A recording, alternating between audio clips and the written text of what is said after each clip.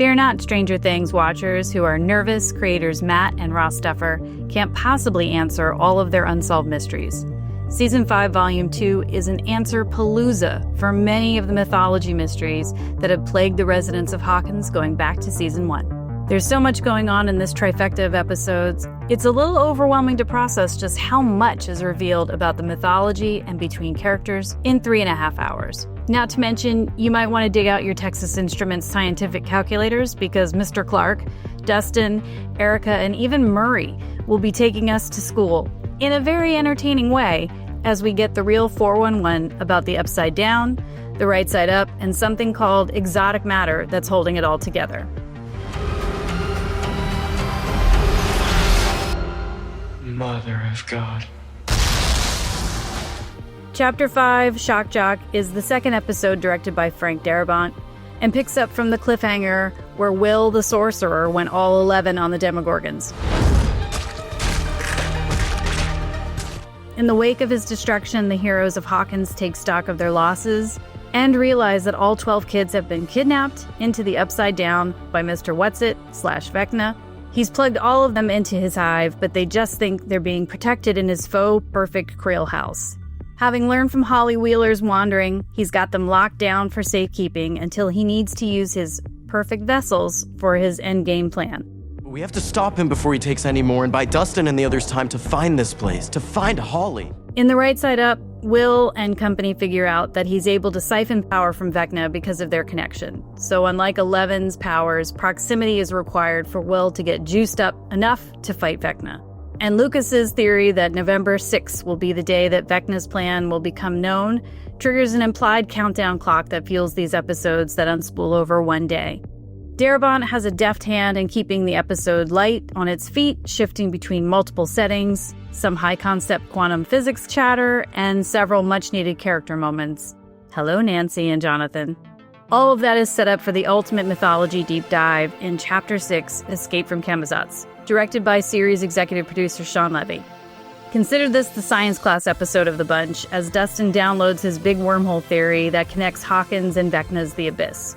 All the praise for writer Kate Truffy for packing a tremendous amount of science talk into this episode, but parceling it out in ways that make it understandable for all the Steve Harringtons in the house. Henderson, I'm dead serious. No talking. Does it all need to be so layered and complex? Probably not, but it's handed off among several characters who excitedly share the details with one another like everyone is stupid, us included. And that makes the exposition medicine go down easy. Also, tempering the heaviness of those theories is the parallel adventures of Max and Holly working together to get out of Henry's head, aka Max's cave. If we're awarding MVPs for this volume, Nell Fisher's Holly earns a gold star for being such a charming addition to the lineup so late in the game. She holds her own in very emotional scenes with Sync and does the character work needed to invest the audience in her plight. And that's not an easy feat when she could have easily come across as stealing precious time from more established characters in lesser hands. Chapter 7, The Bridge, is yet another grand convergence for the cast as all the various factions come together at WSQK to figure out a plan strong enough to prevent Vecna from merging realities and wiping out their very existence. Everyone plays a part, including minor characters who share in hero energy, including Robin's girlfriend Vicky, Mr. Clark, and another feisty turn by Karen Wheeler. Another positive is how Callie, 8, is woven into these last hours in a very satisfying way. It's like the Duffers recognized how unfair it was that she became synonymous with the most maligned episode of the series, Season 2's Chapter 7, The Lost Sister, so they've given her a gracious do-over. Leaning into her shared history with Elle means Hopper now has some competition in the familial overprotective department. Their sisterly bond is entirely unique to their history, and putting them together adds a new layer of complications when it comes to the decisions that Elle makes. They survived an immeasurable level of trauma together in Brenner's lab, so there's a lot of weight behind Callie's arguments that it's their duty to prevent it from happening again, even if that interferes with Elle's plan for a happy ending.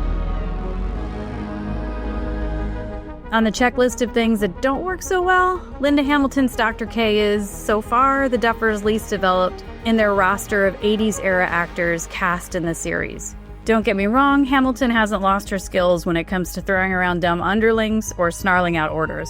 But as a well-defined character, Dr. K is but a pale shadow of Dr. Brenner. There's still no context for why she's still all in about bringing back the number program, which makes her disappointingly one note. And I would have loved to see Hamilton get Paul Reiser quality material, but that seems unlikely with just 2 hours left to the series. Also, this isn't Joyce's best season, as she's strictly in mom mode the whole time. And while that's important for Will's character and their bond, it's limited for a character who's grown so much to this point. And it's clear that the romance between Hopper and Joyce, which fueled all of season 4, has reverted to kind of best friend mode again. Sure, they're together, but where's the love? They don't need to make out, but the season is robbing us of the kind of emotional scenes these two can rip our hearts out with. Aside from those quibbles, Volume 2 absolutely moves the needle consequentially when it comes to all those important who, what, where, when answers to the questions the audience has been waiting for. Now we wait for the big why. And as Max reminds us, Vecna started out as human, and there's still some left in there. Will that be the key to his defeat? If they figure out his secrets, can they bring him back to the light and save Hawkins too? You die, I die. Stranger Things Season 5, Volume 2 is arguably the densest run of chapters in the whole series. The complexity of the interconnecting storylines is a lot to process, but the chemistry of the cast and the clever clustering of different characters means it doesn't get too bogged down in the details. Answers are aplenty in Season 5, Volume 2, but at times it feels like a little too much of a good thing.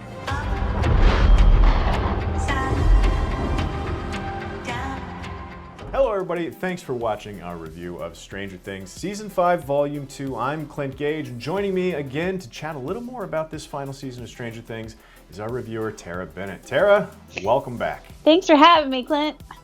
Hey, you bet. Merry Christmas. Merry Christmas to you.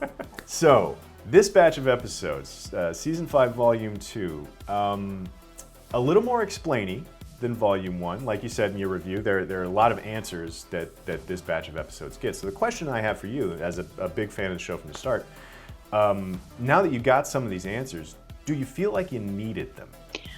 I feel like they were very generous with the volume of answers that they gave. For everybody that feels like they're kind of being cheated or not, or half. No. They're like, woof! It's a lot of material in these three in this Volume 2 batch.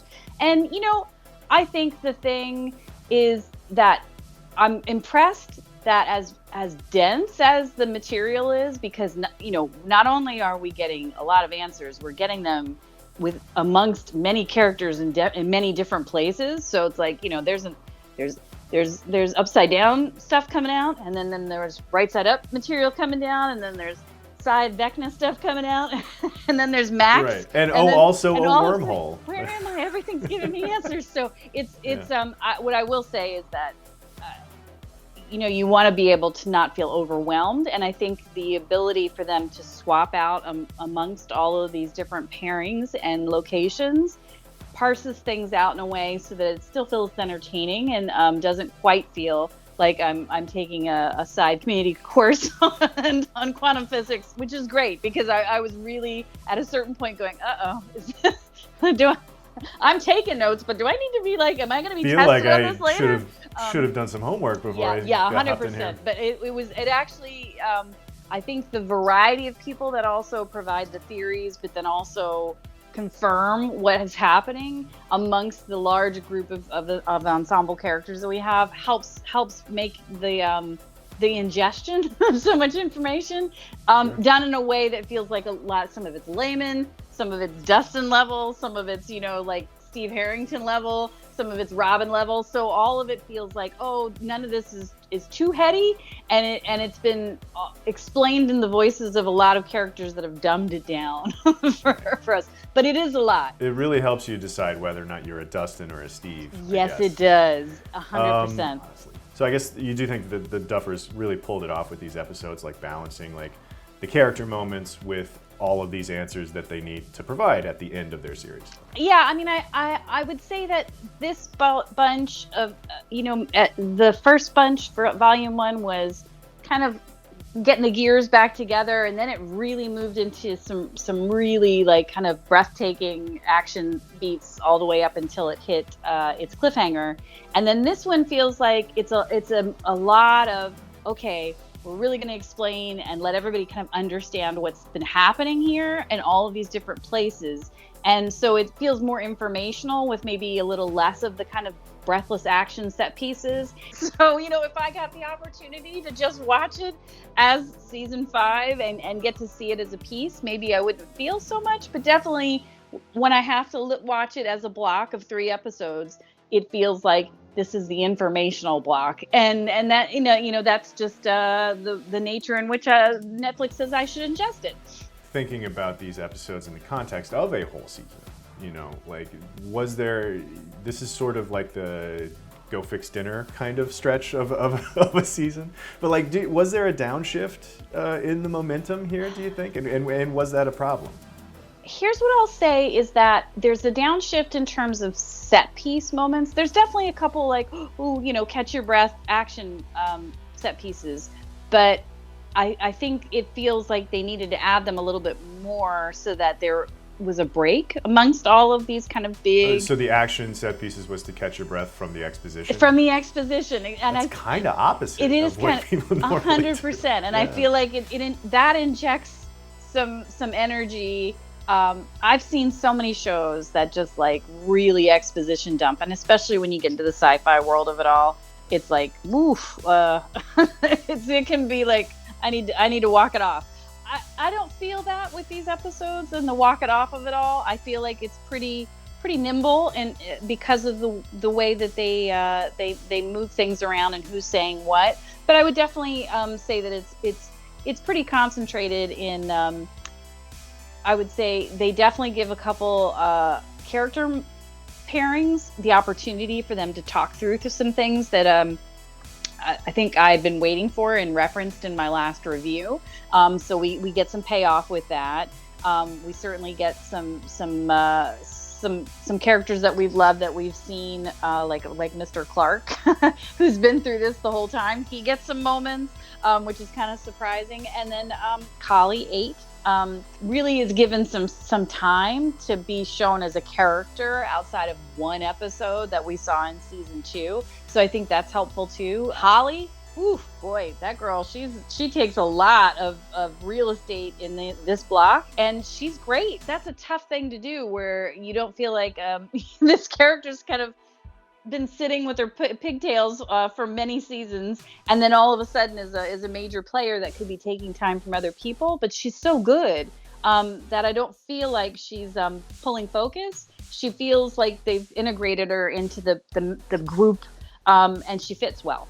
Well, do you so all of these answers, all of these things that are now clarified, did they do enough to wrap everything up with just 2 more hours? Does it feel, because I know a lot of times we get to the end of these things and sometimes it's like, you got a lot to do with this last movie or this last episode or whatever. But I feel like they've set the stage and they set the table for explaining the major mythology without it feeling like there's going to be much missing. I think where people will quibble, and maybe even me at the end, will be maybe some characters don't get enough time, or a little short shrift in terms of feeling like they were used in the best way possible, or that they could have been written to the best extent that they were. I don't think the main cast, anyone's really going to suffer from that. It'll just be some of the characters that were on the side. And the nice thing about Stranger Things is that the world is so well written that you can like somebody that's a minor character and feel sad that they didn't get more time, because there's so many other great characters. Probably one of my biggest disappointments is you bring Linda Hamilton in, and that's a character that feels really underwritten so far, and I'm bummed by that, and I don't think you can pull that out in 2 hours because that would all be plot oriented rather than character oriented. So it would be wild for the finale of Stranger Things to be a Linda Hamilton forward kind of experience. Exactly. At this point, I'm kind of like, I think that ship has sailed. Guess they're done with her. Yeah. So I feel like those kinds of things, I'll walk away going like, oh, I wish she had been a better character or more well written. But on the whole, I feel like they've definitely set the stage to have explained what's happening and what's the major challenge, and how. I think at the end of the day, it's still also vague enough for me to go, they could go a couple different ways on how they solve this. So I don't feel like I'm ahead of the game. And that's a good thing to be able to be at too, with 2 hours left, is for me to not, feel like, oh, this is going to be paint by numbers. Instead, I feel like, oh, I can see this. I can see them solving it in several different variations, and that still makes it exciting going into a finale. Well, the other side of the coin is you're supposed to leave them wanting more. So we'll see how they leave us on New Year's Eve. Absolutely. But that's going to do it for us. Tara, thank you again for joining me. Thank you for chatting about your review. It's really exciting. We got one more to go. And thank you for watching Tara's review of Stranger Things. We'll be back with one more for the finale. In the meantime, for more on Stranger Things' final season, be sure to subscribe to IGN wherever you like to watch.